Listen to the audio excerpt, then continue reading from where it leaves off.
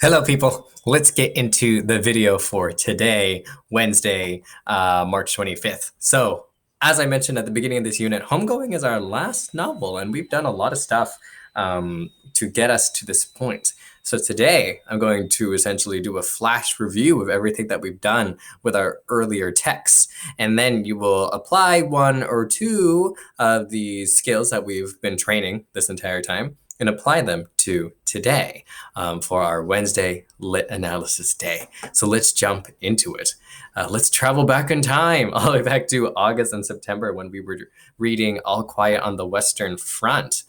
We used this novel to help us understand text-to-world connections. In Socratic seminars and fishbowls, we were using the text to try and not only understand it, but also understand what it is trying to say about some sort of concept or structure that exists outside of the text. How can we connect this text to ourself or the parts of our own world? And do you remember during those early parts of the year, whenever we would get here or here, people would feel like they were getting off topic or that they weren't having the kind of conversation that was being expected of them? Oh, so silly, so young you all were. Yeah, text to world was the whole entire point of reading All Quiet on the Western Front, because as you've noticed, that's kind of what we've been doing this entire time. It set up the foundation for considering what are these texts trying to say? How exactly are they functioning as pieces of action?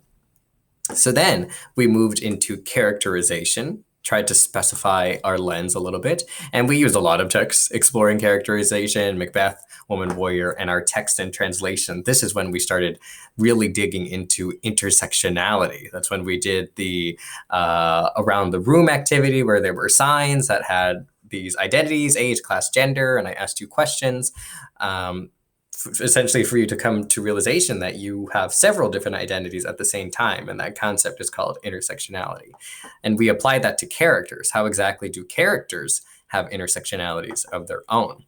With our text and translations in particular, that's when we introduced avenues for empathy, when we switched into the diversity domain. How exactly are these texts trying to generate ongoing interactions between themselves, between the characters and us as readers? We did a dyadic listening activity with each other where we put our desks 2 by 2 and we just talked for a minute and a half straight and listened for a minute and a half straight. A strange experience to do socially, but that is essentially what we do when we're reading. They're speaking at us and we're listening straight, right? And that was to help us understand the complexities involved in the creation and illustration of characters.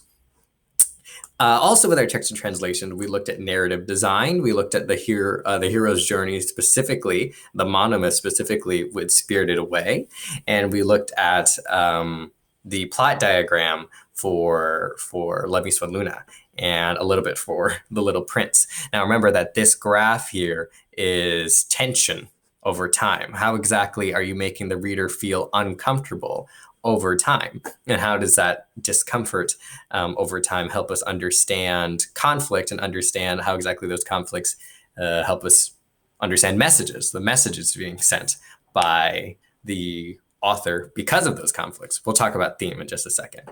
Okay, so it was a pretty flash understanding of the hero's journey, but remember that the basic understanding of this is that we first start off in the normal world before we are sent to some other world, an unnatural world, before coming back.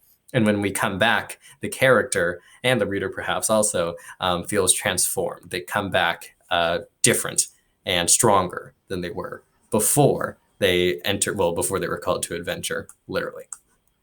Okay, so that was narrative design, the craft of story and plot. Oh no, oh yes, that's a link if you want to see a more specific PowerPoint presentation about that.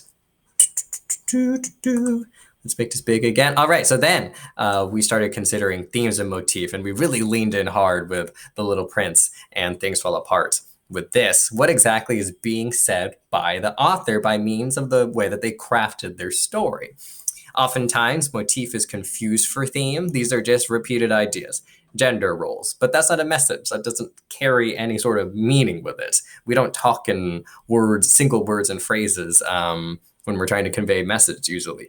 So theme is a whole sentence. It's conveyed by the story's plot and character design, which is why we focus on plot and character design first before we jump into really leaning into theme and motif. I have this image here to help you understand that the motifs grow into themes. Themes come from motifs.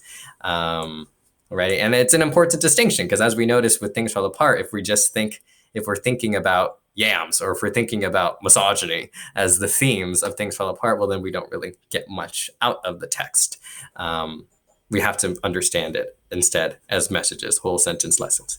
Okay, so we did theme and motif, and then there was also a bunch of nonfiction stuff we did with with Things Fall Apart, but we will not be able to apply that to homegoing in this case. So let's jump in time to Text as Mirror, what we did most recently with our poetry unit. We were reading poetry for the sake of understanding ourselves and not necessarily understanding the entire text. What exactly is this text helping us understand about us? What is it making us think and feel? And what are those thoughts and feelings help us understand about, well, our intersectionalities in the world we live in? That's using text as a mirror. This is a common literary theory that, Piedmont in particular seems to believe in pretty firmly across the English teachers. So you could do the same thing. You could apply text as mirror approaches to other texts other than poetry. It'll be an option for you to apply this approach to reading homegoing for today's task.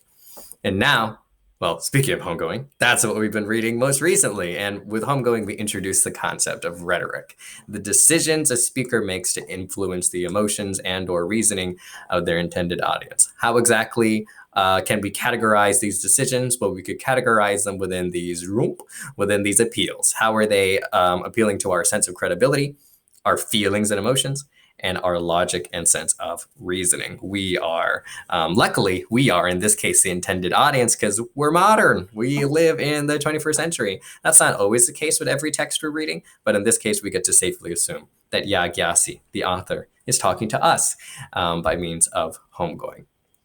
So that, in a nutshell, are all these different skills that we scaffolded and developed this year, sophomore year. So, because homegoing is our last novel, let's try and put some of that together, or at least refresh and refine some of those skills. The task you have for today is called a Toolkit Analysis. I'm calling it a toolkit because that's what we've kind of been compiling this entire year. So you'll find in Schoology this. You'll select a passage from our most recent chapter, H, and then you will answer this question. How does the author Yaa Gyasi craft this passage, the one you chose, in order to address a societal issue or issues, plural, that exist both in the text and in modern day American society? The society in which she writes this 2016 novel. She's writing about the past, but she's writing to the present, about the past to the present. When you consider Yaa Gyasi's crafted passage, consider what we just went over. How is she characterizing people in H, specifically H, right? Or maybe any of his friends that he makes, maybe some of the boss characters, the convict leasers. How does she design the plot? How does she send messages to us? How can we use this as a mirror for ourselves? And if you want to, again, how is she using rhetoric within this text? She's using all of these, but go ahead and pick one and make meaning of that passage by means of one of these lenses from your toolkit. Don't forget any of the feedback you got from Monday. Don't let that go to waste. Don't repeat any of those mistakes if you could help it. And I'm expecting a potty paragraph here, at least 6 or 7 sentences. Alrighty? And that is it for today. If you have any questions, I will see you in conferences, or you could text me over Remind. But of course, as per usual, hang in there, stay healthy. Until next time.